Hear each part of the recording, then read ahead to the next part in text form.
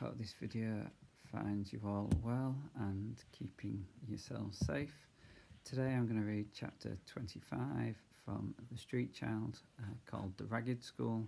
If you remember the last bit that you guys read, Jim was looking after Shrimps, who was really not very well.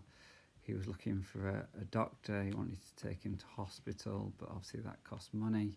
The coffee woman had told him about a man that worked in a school that was some kind of doctor that might be able to help, but Jim's only memories of school were from the workplace, and he really didn't want to go there. So we'll see what he ends up doing today and how Shrimps is. So chapter 25, The Ragged School. Next morning, early, he waited for the coffee woman to bring her cart. When he saw her dragging it up through the mud, he ran to meet her. "He's worse," he panted.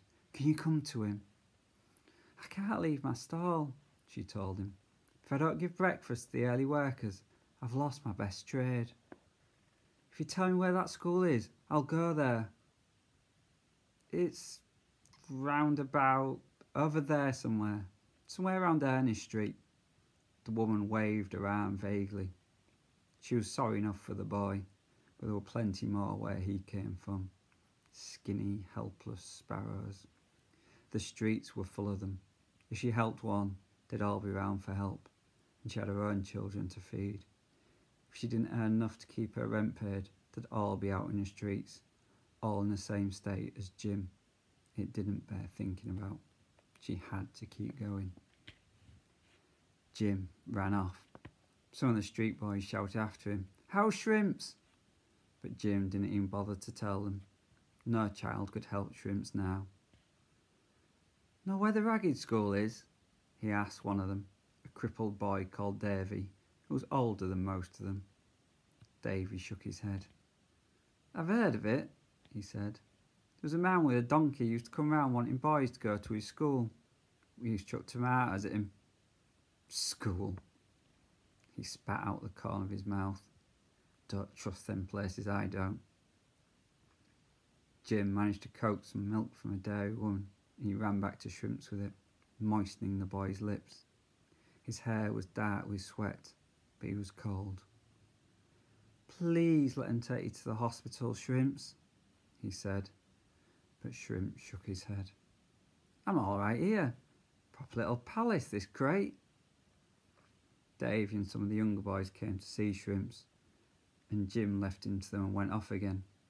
At last, when it was nearly dark, he came across a group of children. Brothers and sisters they must have been, they were so alike. They were currying up a back alleyway together, and some of them were clutching slates.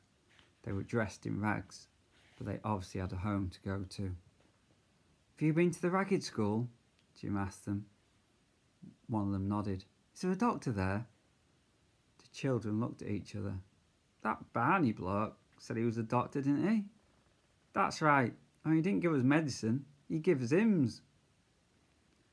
One of the children started singing, and the others giggled. "Where is it?" Jim asked.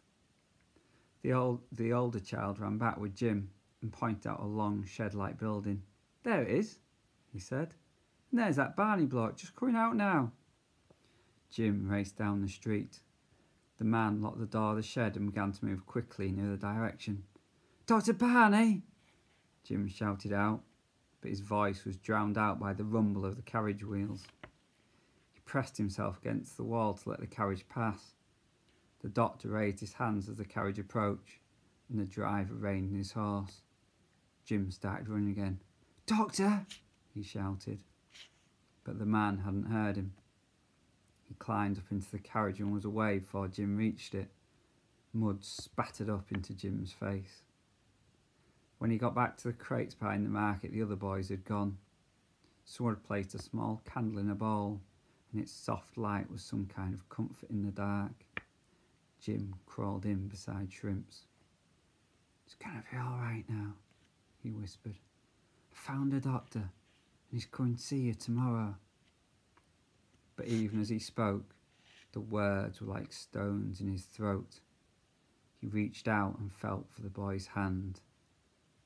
It was cold. End of chapter.